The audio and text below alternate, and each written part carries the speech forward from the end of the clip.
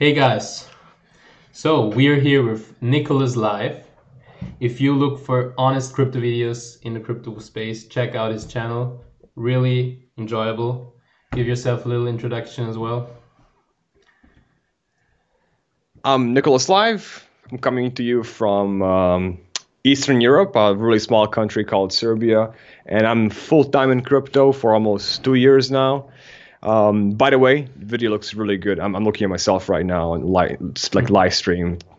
And I want to say hi to my mom and Great. anyway, yeah, I grew up in Chicago. I've been working every possible job in crypto, but right now I'm doing mostly marketing and some ghost advisory with a couple CEOs. Anyway, I try to make honest videos because it's something that's really not common in crypto. It's one of the most manipulated, dirty, shady industries possible. It's not so new, and there's absolutely zero regulations. So it's like a free-for-all, Wild West, plus lots of money and greed, pretty much. Still has to grow up, like hugely. So we prepared a couple questions for you, and right off the bat, the first one. What is your view on the current state of the market? That's what everyone wants to know. Well, judging by my current sweater and the background, I'm really cheering for a green market. And here I'm gonna cheerlead with these green balls, but to be honest, I actually see it going down some more. I would like for it to go up because my portfolio and my net worth will go up. However, I'm prepared for it to go down. Like I said in that Bitcoin video like 2 weeks ago, if any of you watch me, I see it going down quite a bit, and that's why I cashed a lot of my Bitcoin around 4,000 just to be safe. And even though it's around 3,500 where I kind of predicted it would be, now I just made another prediction yesterday that it was going to go down around to 32 in the coming weeks or week. And this is not because of Bitcoin itself. Bitcoin itself is primed to go up, but people don't see what's going to happen, and they're not taking into account what's happening with the US dollar, which is the most trading, is with Bitcoin is done and pegged, traded with US dollars, right? If I'm correct. And people are not really going to see this coming, but a lot of like really, really rich people are hodling the US dollars and cash. And maybe it's in anticipation of the stock market crash, and they want to maybe buy some cheap real estate. I don't know why. I just see what's happening, and I have a feeling that the US dollar will get stronger over the coming weeks before the ultimate, crash in the stock market. But before it goes down, it's probably going to go up some more, the whole stock market, the whole US dollar.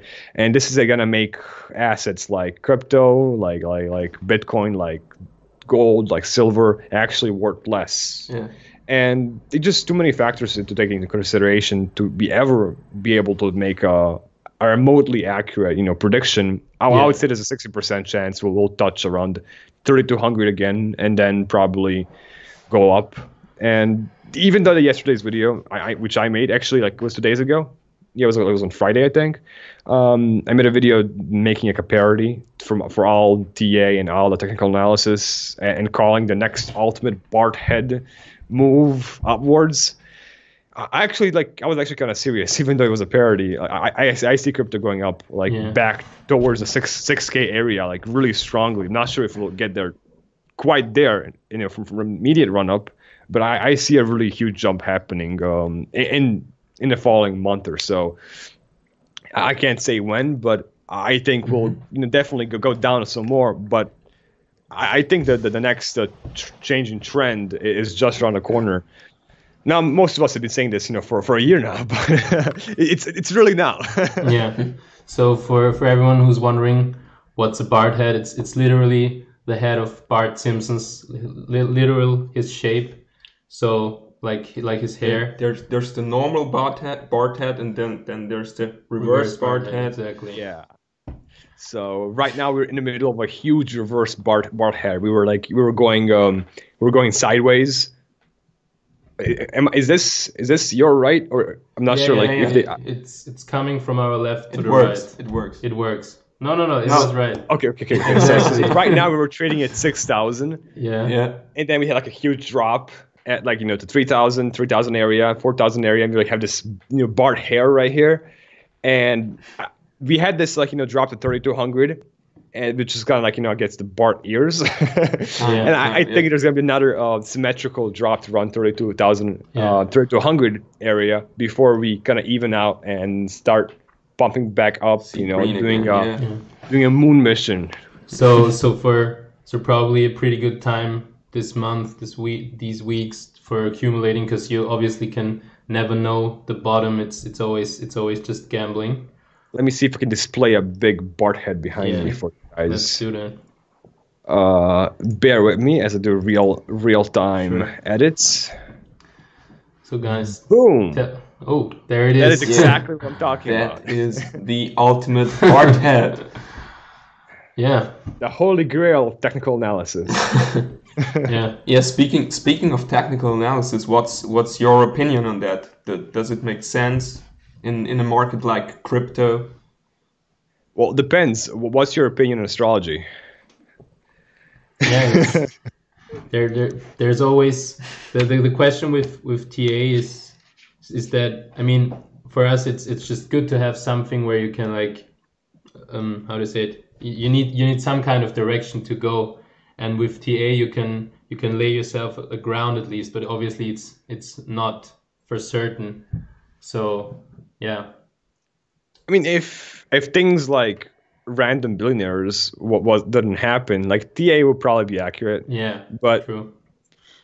The issue is we have all these random ass rich people, and I mean the TA cannot predict a stupid thing some rich person might do, like like maybe like some rich guys wants to make fun of some other rich guy and knows the other rich guy is playing some short positions or long positions, and then he wants to make a prank on him and like bump it or dump Bitcoin for like for like an hour just for a lulz.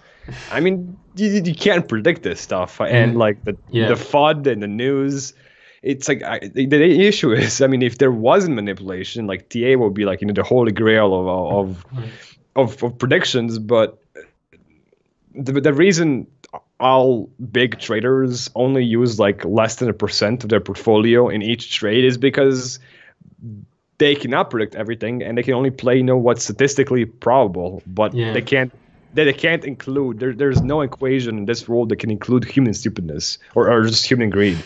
and this Bart head jump, for example, from 6K to 3K or like 3.2K, which we already had a bottom a couple of weeks ago. Do you think is it caused by those rich people that just dump a bunch of Bitcoins, try to accumulate more, or what do you think causes those?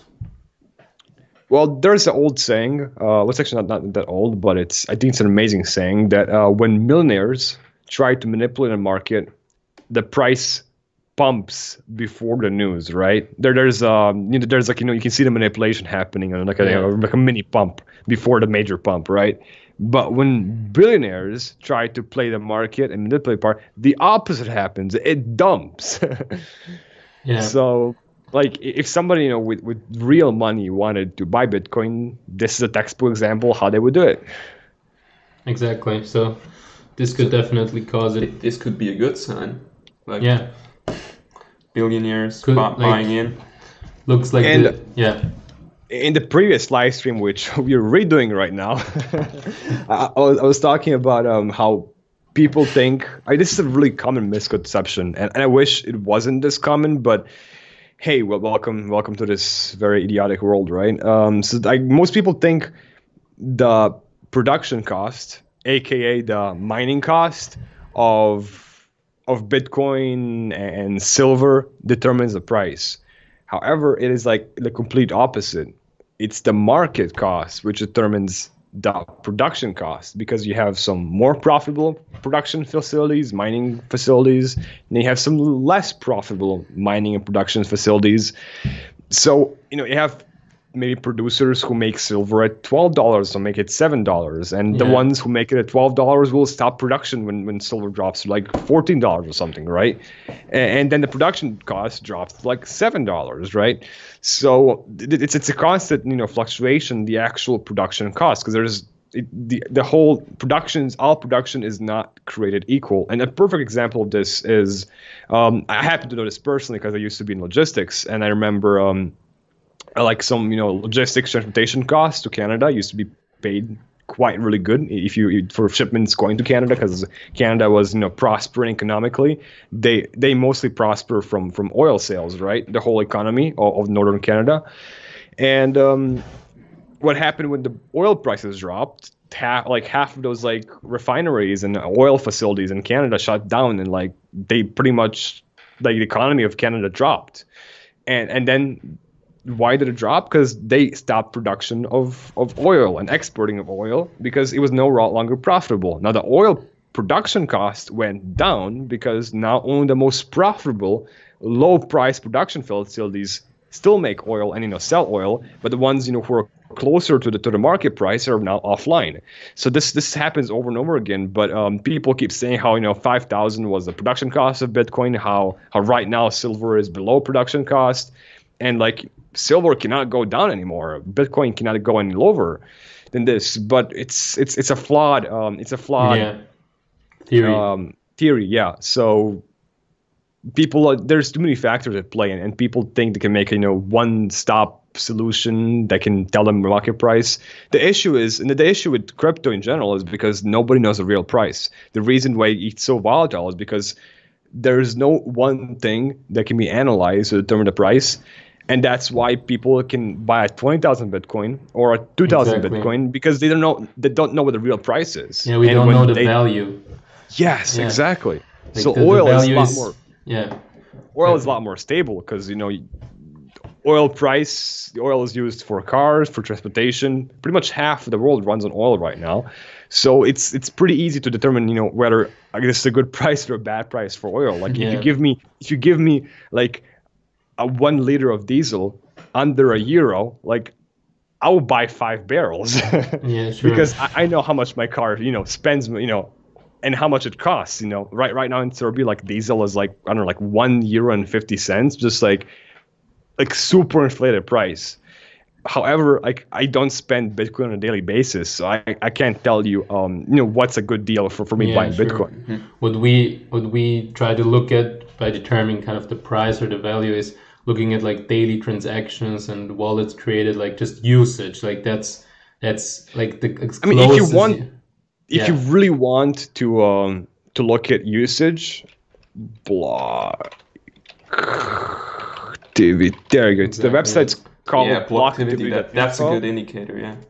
Now, if you guys wouldn't mind making me a mod in your live chat so I can post a link, I'll go ahead and link this right now in the live chat so you guys can check it out. Just I'll need you guys to actually make me like a moderator or admin or something. 1 second. Boom. So that's pretty much the best website. I mean, the only like website we can somehow trust right now and make use for like making analysis of the blockchain usage. And if you've never seen the website before, when you see it for the first time, it real quick, so you will be quite surprised. Yeah, that's the website I was talking about. So if you were like, I guess that's better to use than CoinMarketCap because it shows like the actual usage and you see why EOS is so overpriced right now.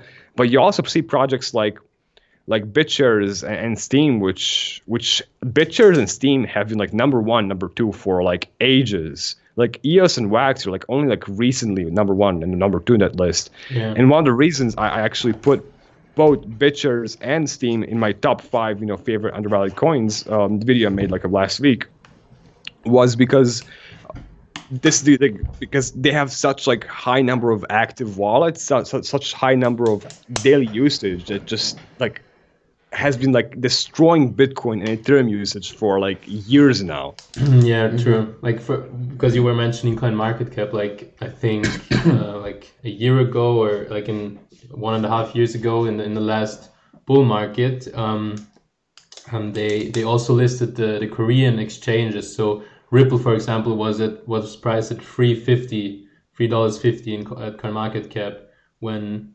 actually on Binance or Kraken it was way lower, like 250, I think.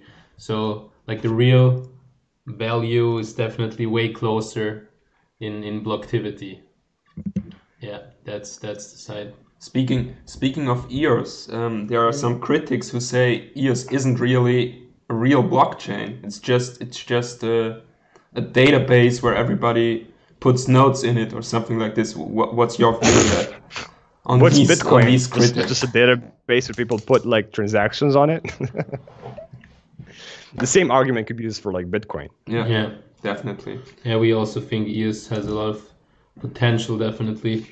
A lot of funding. I can't say the source of my information, but keep an eye open for EOS in the coming days or weeks. Some big shit might happen. I cannot confirm or deny, but yeah, keep your eyes open. All right. Interesting stuff. Okay. Yeah. And what is your view on because we were talking about silver and gold and everything? What is your view on diversifying the your portfolio when people think to buy Bitcoin, they heard about it, they want to find out more? Should they also try to diversify, or is there enough information in crypto to just focus on crypto first? What is your view on that? Well, if you have $1,000, then you're probably in the wrong space. No, like for $1,000, like you shouldn't own more than like one or two coins, and they should like not be top 100 coins. They should be like top 300, 500 or some shit coins. Because if you want to make real money, you won't make it in top 100. I think actually top 100 is all piece of shit coins, which are like overinflated in price, and they're only there because of marketing. There's a few exceptions, like the ones I like EOS, BitShares, Steam, of course Bitcoin, right? Ethereum maybe. But like most of the other top 100 are just don't really deserve to be there. However, like you should not be diversifying if you have less than like $100,000. Mm-hmm. Like once you get over that mark, you should look into having a couple safe and couple not safe, crypto investments. Yeah. Once you get in the range of millions, you should be looking maybe some crypto-like stuff that's outside of crypto, like for example, deflationary metals like gold, silver, right? Yeah. And then once you get into the 10 million, 100 million range, you should be looking at like real estate, stuff where that has like even less risk. Yeah. But and then once you get into billions, then you win. but don't you think, doesn't it make sense for newcomers in the space to start off with like more kind of stable coins, like with large market cap? So they can learn, sure. They can get information and later on go in the altcoin region, like 200, 300 rank. If you're gonna buy like Bitcoin or Ethereum or EOS and like engrave the private key in a piece of metal and bury it for like 5 years, then go for a top 100, like with $1,000, you should definitely I would recommend doing that in top 100, if you're gonna just bury it and forget about it. But the chances are, if you have access to it, you will sell it very early. Yeah, history just goes to show that how many Bitcoin holders do you know from 5 years ago or 3 years ago? It's funny because the people who bought Bitcoin 5 years ago sold it 4 years ago. People who bought Bitcoin 4 years ago sold it 3 years ago. People who bought it last year will sell it this year. So it's just people are see the gains and then they're like, okay. I did the same thing. When I first bought Bitcoin, my first crypto investment. Let's take that fiat. Yeah. My first crypto investment was 2014 or something. Bitcoin was $200. I studied the market for a week. And I was super confident, and I purchased Bitcoin at $200, right? And then the price moved $220 in a week. I sold it. I was so happy. I was fuck yeah! I showed those stockbroker people I made 10% a week. Yeah. And then it went to 1,000. I was fuck. Yeah. It's like if you want to use like a small amount of money and purchase like a really big coin like Bitcoin, then like just bury it and forget about it. Yeah. And that's yeah. Or if you want to like do like a 1 year investment or like a 6 month investment, then purchase like a shitcoin, which is actually has a chance, and it is actually has people working on it like daily, and then go help those people. And that way you're investing not only your investment into a coin and your capital, but you're also investing your time, which is a lot more valuable to these small coins, which have like 2 or 3 people like working full time. Like most like top 600 coins have like less than 3 people working full time. So by you being there, you're like increasing the strength of the coin by like 30%. That's like 30% extra workforce, even though like you're volunteering, and that's like 30% more chance to succeed compared to the other shit coins. Yeah. That's good advice. So if you're in for the long term, just buy kind of safe stuff, if anything's safe, even in crypto. And join the builders. Join the builders and start building something in this ecosystem. Exactly. And which are some coins you're looking into, or you could recommend, so to say, that are low caps, which are interesting coin, ones? Right, it's like super cheap right now. Have you guys heard of BitConnect? Yeah. I thought it double bottomed somewhere. Yeah. I heard that. It's the ultimate dip. No, it's a really bad joke. Don't invest in Bitcoin. Yeah. It's the biggest scam that happened like in the modern age. It was like a couple $1 billion stolen. Anyway, yeah, like my personal favorite is a company I actually still have really good contact with. It's somebody I can trust, so that's why I'm recommending them, even though like they're considered. Their market cap is in the shitcoin range, but I'm actually like really confident in the team because I just spent lots of time with them, even personally and over the phone, right? So it's called No Limit Coin, and the reason I like it like so much is because it's the most legal and like legit, paperwork friendly, super realistic and down to the ground coin out of like most shit coins. It's even on Bittrex. It just goes to show like how legit it is. And they have a platform for like years now. They have active users. They actually make profit. I mean, not enough to sustain their business right now. They're still in a speculation stage. They're not like fully profitable, but they have like licenses for most states in America. They have like separate websites for each state, separate website for international users, and they just go by the book 100%. So if you want to give a project a hand, I definitely recommend that one. Just buy a bunch of No Limit coins. It's at 1 cent right now. It was at 50 cents the last time it pumped, and it actually used to be like right now it's like over 100 Satoshi.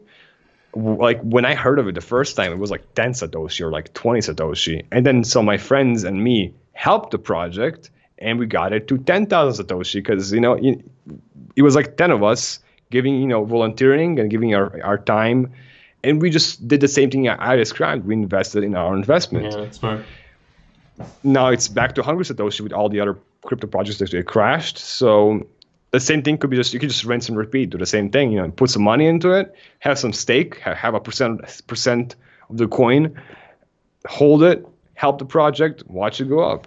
I mean, crypto is the only space where you can like watch your own time actually make a change in the world. Yeah, exactly. And talking about that, like mainstream adoption, which kind of lives by people working on those things. What is your view on the state of adoption we're in? Like, what's your view on that? I mean, it's like asking an ant to like tell you where it is on the map right now. Yeah, it's no matter how much information we have, like we're still ants in the big picture, and we can't see the big picture. It's not possible for us to see the forest. Like we can hardly see the fucking tree. So I wish I could answer that question. I mean, there are a bunch of trees behind you, but yeah, and I can see none of them. So, do you guys see the way? Yeah. Nobody cares. Yeah. So at the end of the day, people expect adoption to happen from like institutions. People expect the banks to roll over and die, but they're gonna keep fighting. And what's actually gonna drive adoption is just like some random ass stupid application is gonna become popular. People are gonna use it. It's gonna become the next selfie or something. It's gonna become the new trend. And it's gonna happen to be on crypto, and that's why adoption will happen. Not because some trillionaire or billionaire is gonna decide to pump it for you. They're not gonna do all the work for you and pump the price for you and buy your bags off of you. That's not how life works. They're not stupid. Speaking of banks and institutions, what's your view on like the ETF, the upcoming ETF proposal, and let's say BACT, for example? What's your view on that? I mean, it's like asking me a year ago, what's my view on Chinese news? I mean, we all remember all the like news manipulation that happened with like all the China FUD and the news coming from China. Same exact shit's happening right now with the ETFs, with the BACT. I mean, it's like people think that BACT will come and pump the price, but it's actually the opposite. BACT will wait for the price to pump, and then it'll happen. So it's like people just want everything on a silver platter. And they don't want to put in the work. They just want to be a parasite and watch your bags, buy them Lambos. But like, if you want to like actually make a change, like get your fucking hands dirty. Get down there and like do some fucking work. Yeah, and you guys watching are the ones going to drive adoption. You guys telling your friends are the adoption, not some like billionaire who's gonna do it for you. Exactly. Yeah. And backed in the long term, like an institutional platform for big money, is that a thing?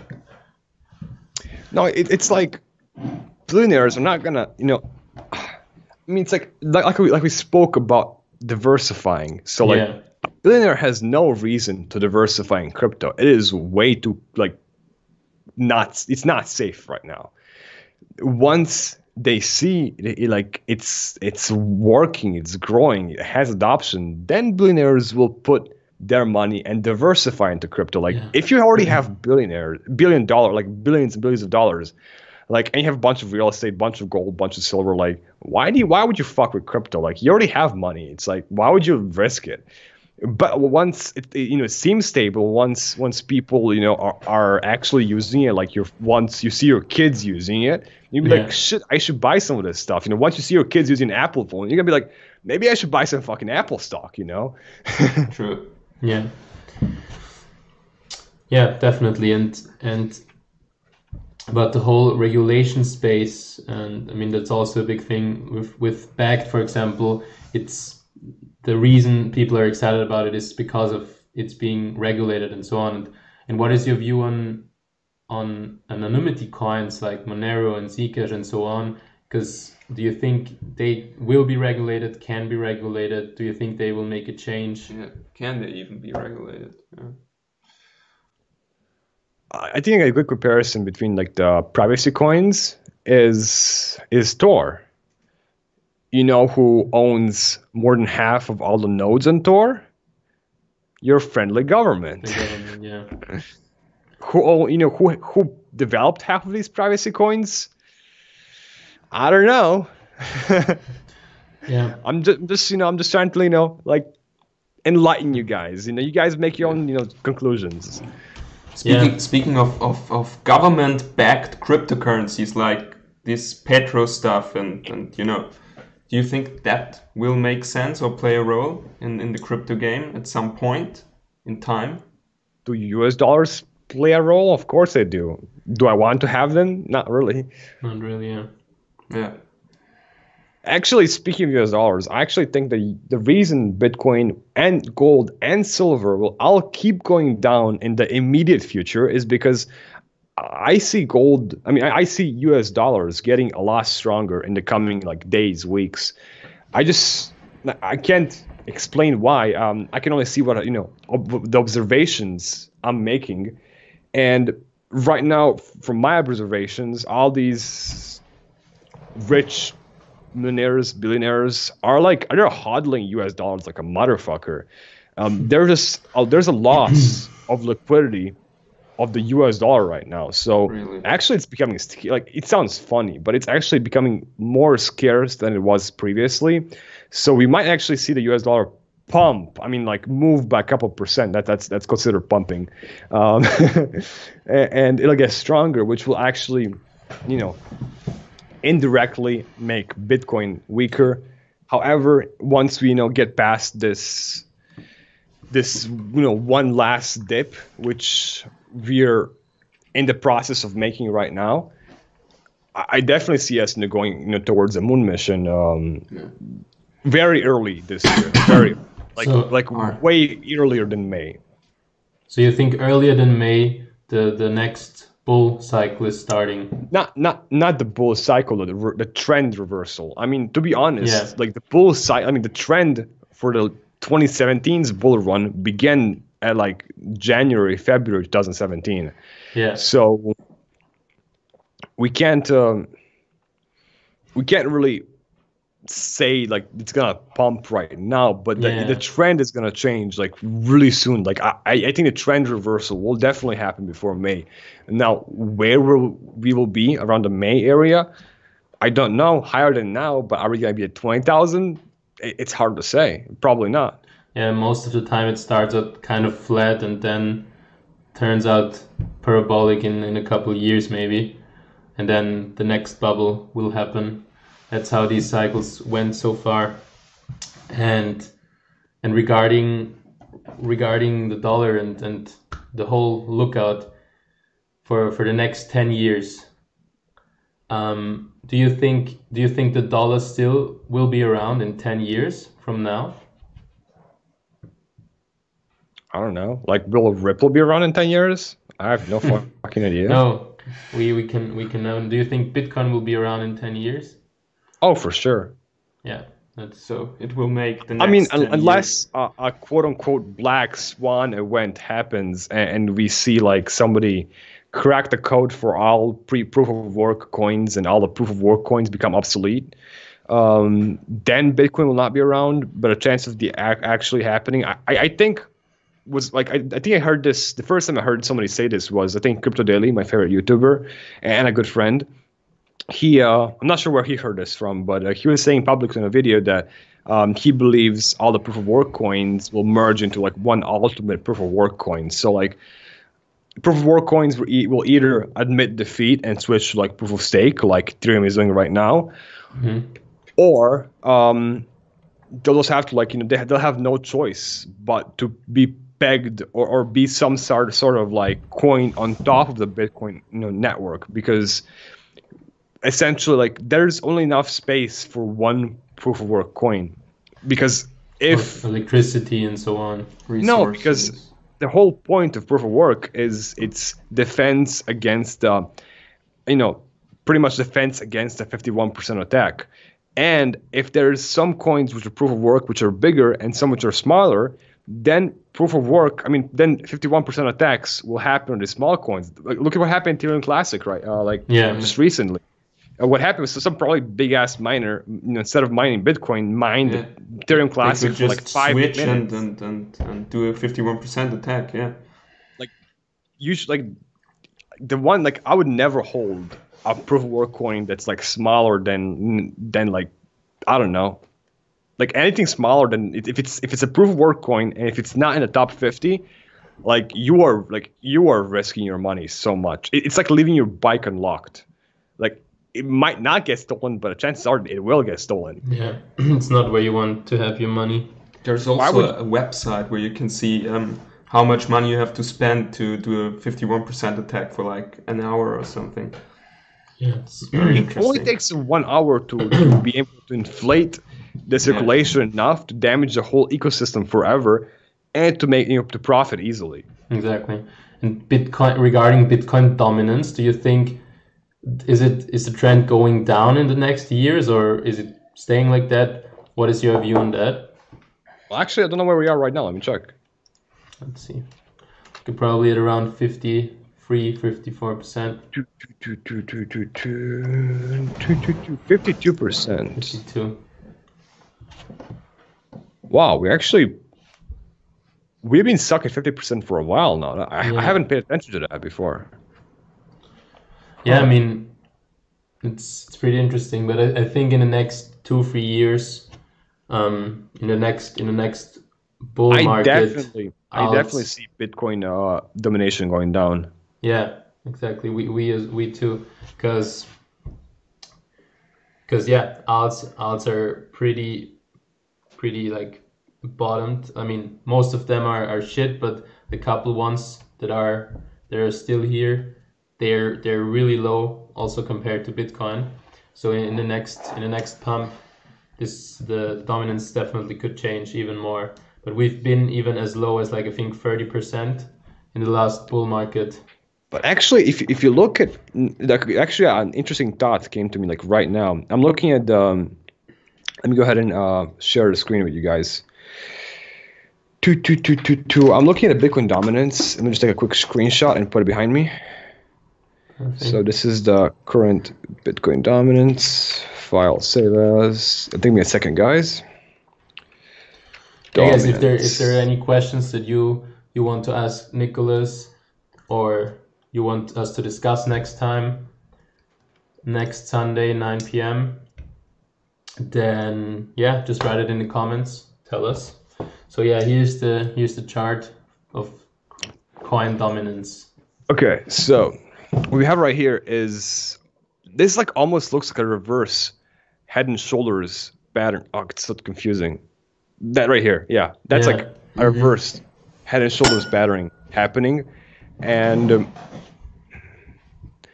like just looking at basic TA, which I'm actually not that good at, and I admit it's my weakness. But if I was to look, this is like a really, it's like such a textbook style, like head and shoulders, if I'm correct. And this, I mean, that pattern means if it's reversed, that it'll actually go back up. So I could definitely see this. I could definitely see a huge spike, maybe towards a 60% area. What happened right here? This is like 62%. I definitely see a 62, like a jump to 60% before the next alt season happens. Yeah. And then it crashes to like 40 or lower, because historically speaking, like Bitcoin, usually the dominance varies a lot, and like it hasn't done anything. That's because the whole market hasn't done anything. So when this starts changing, actually, what a really good indicator for the next for the beginning of the next bull market is if Bitcoin dominance hits anything over 55 or under like 48%, I would like see that as a huge indicator we're in a trend reversal. Because ever since August, Bitcoin dominance hasn't moved. Yeah. It's like a straight line, right? True. So if that moves, I could definitely see that as a really good sign that something's big gonna happen, and then wait to see which direction we're going. It's gonna be a really good sign of like we're gonna keep that direction for at least some time. Yeah. That's a good point. I'm literally freestyling right now. That's just the things I'm thinking about, like yeah. But brainstorming. I mean, we should definitely look at that maybe in the next weeks, because we've been there really for like such a long time now. But yeah, I mean, dominance. Yeah, we also believe it's just kind of has to go down with all the good other projects than Bitcoin. But still, Bitcoin has a lot of things coming up with the ETF and so on. We will see how that will impact it. But yeah, we believe, like, to sum it up, that like at the moment we're kind of in an accumulation phase. Like these big jumps in the market mean to us that a lot of maybe institutions or richer people are accumulating, and yeah, we're also looking to accumulate right now and see what the future brings. Yeah. What is your view on that? Are you accumulating right now, or are you just hodling all the bags? Well, since most of my net worth isn't crypto, yeah, then it's hard. I can't really purchase anymore. I think for last like I don't know, for last year or so, I've been slowly dollar cost averaging out of crypto. Now that's a personal choice because my net worth is very like my lifestyle is very high risk. Like most of the stuff I own is in crypto, which means like if shit hits the fan, I'm so fucked. However, being that I'm very young, I'm okay with taking that risk. But as in a month after month, and as I'm getting wiser, like year after year, as I'm getting wiser, I'm actually like decreasing my The risk tolerance exactly. Yeah. And I'm actually like slowly scaling out of crypto. Now it'll probably like even like when I feel like very comfortable, I'll still have over 50% of my net worth in crypto. But right now it's such a high percentage. Like if I told you, like I would feel ashamed of it. It's just ashamed of saying it out loud. It's like this stupid high risk. Yeah. But if it goes up, it doesn't really matter if it's 50% or 80% or 90% you have in crypto. Exactly. I'm just 99. in case we Or keep going down. 99% in your case. No. Probably, right? I mean, in case we do, actually around 4,000, I made a sale of 30% of all my Bitcoin holdings. So I feel quite comfortable right now. Yeah, like But for I'm everyone not wondering. comfortable enough. Not comfortable enough to last like 2 years, because Yeah. this bear market might last 2 years or might Sure. last 2 days. Could easily be, It's yeah. impossible. Like around 2 weeks ago, I think it was, you released that video where you said you're gonna sell 30%, and I was watching it, and normally I don't like follow anything I see online, of course. I just watched it and was pretty interested in that decision, and right at the next day it actually happened. So guys, you Boom. should check that out as well. Definitely give Nicholas a follow and a subscribe. We're on YouTube. So yeah. It's actually interesting that now this is, of course, a big part of it is luck. And I did say on that video that I was like 60% confident, because it's just not possible to be more than 60% confident in crypto, right? But next video I made was, I think, or like last week sometime, I made a video about my top 5 undervalued coins, which is definitely a must watch. And number 5 on that list was Vibe, which I said has the biggest pump potential because just of its big swings, and like 3 days later it like 3x'd in a bear market, right? Crazy. So when- talk when- about good calls, right? when you're saying you're not using TA, like what are your thoughts, like, that drive these claims?